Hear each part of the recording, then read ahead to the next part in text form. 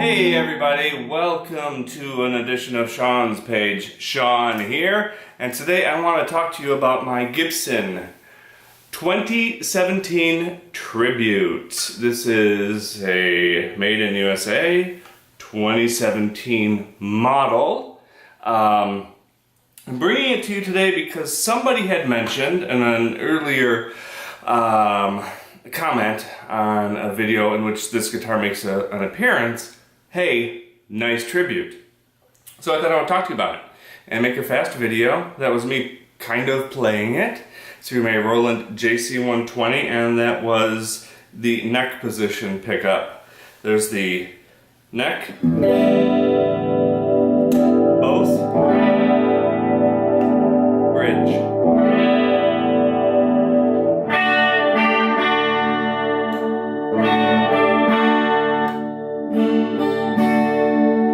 So, I'm going to say one thing right away about Gibsons is they have these, I don't know if my camera's focusing, but I'm going to put it on here anyway, these Gibson Deluxe tuners.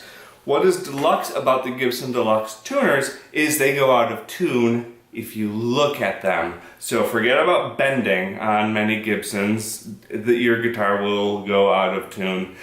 I have replaced Gibson tuners with Grover tuners that look exactly the same, only they say Grover Deluxe, and some people don't like the color of the plastic on the Grovers. They stay in tune much, much better. I think it's shameful that Gibson actually calls these Deluxe. It should be called Gibson Go Out of Tune tuners. You can tune it, play a song, and then have to retune it. Now, the guitar itself is a beaut. I bought this one. It's kind of a step up from the entry-level Gibson Les Paul.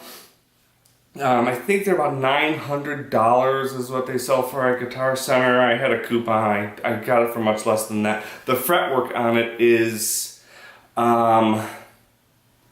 somewhat around a Schecter fretwork, maybe worse.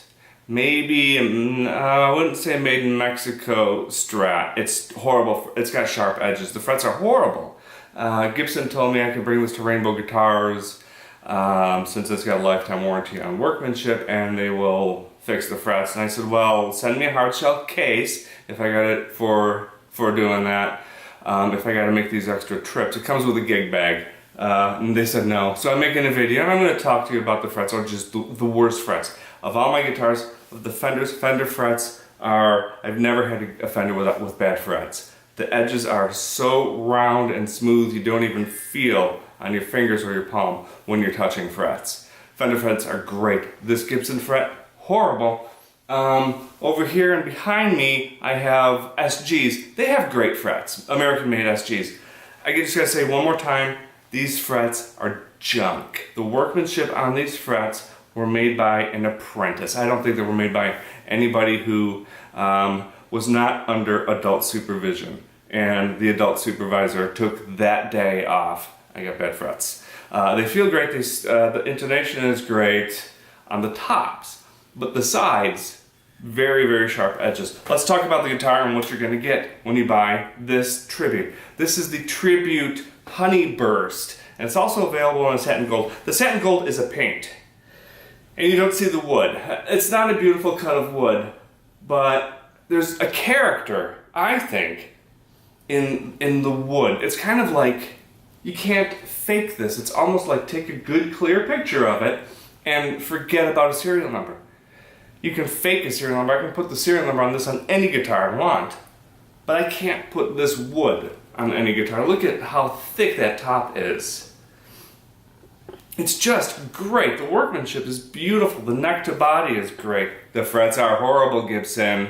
The tuners are junk, Gibson. Let's talk about the vintage Keystone tuners 14-1. It's garbage.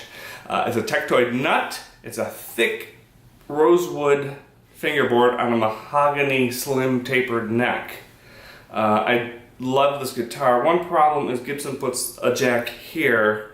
The SGs and Fenders put it in the front. So when you're sitting, you can rotate this guitar, an SG or a Fender Stratocaster, in any position without hitting this on your thigh. So you can kind of sit wherever you want, where you kind of have to sit at this angle with the Gibson, or over here with it hanging way off. It's just an uncomfortable to play sitting guitar.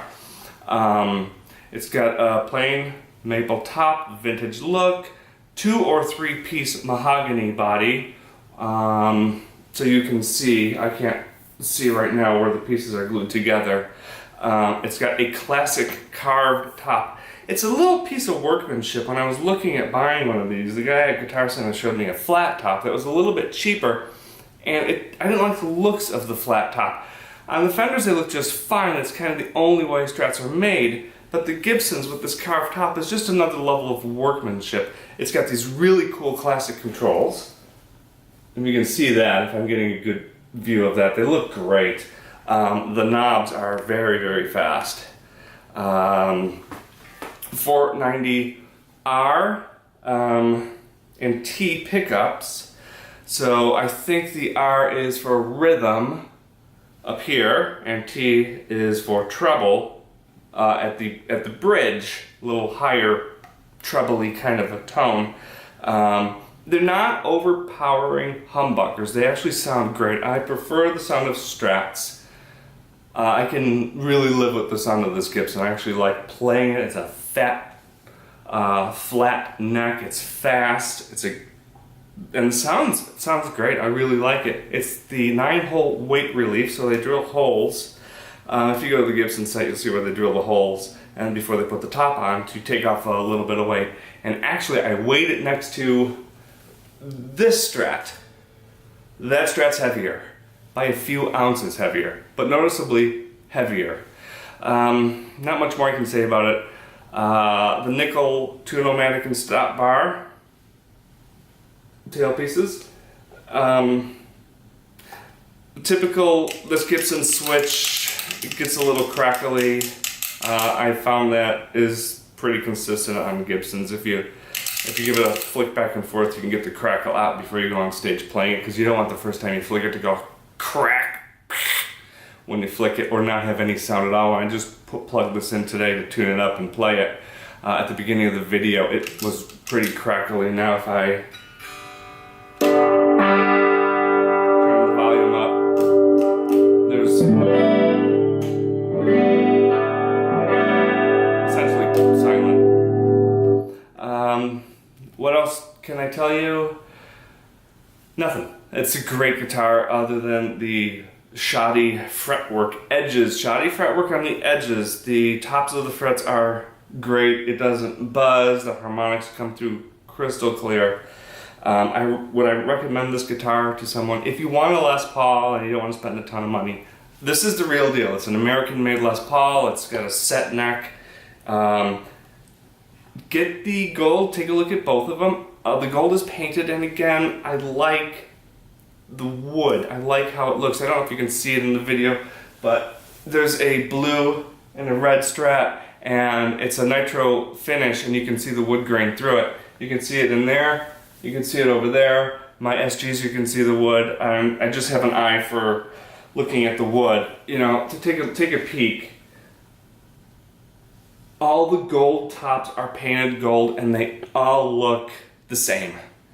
The wood, different. Each guitar is going to be different. Your guitar will be, it's like a fingerprint. No two are alike. Nobody has this guitar. Just me, and it's a good guitar. Problem is the frets and the tuners. Okay, maybe I didn't say the two problems, tuners and frets. Otherwise, playable. Fun to play, not plugged in, just sitting on the couch, watching a show. I think you're gonna like it. Comment below. Tell me what you think of the video. Tell me what you think of the Gibson Tribute. If maybe you'll go out and buy one. Do you have the same experience with these tuners? Let me know if you like Gibson tuners. I'm the guy who says they're really junk. That Strat and this Strat, I can dive bomb on them. They've got locking tuners, and the LSR roller nuts, they stay in tune just fine. Gibson, especially the G, bending that knocks it right out of tune immediately.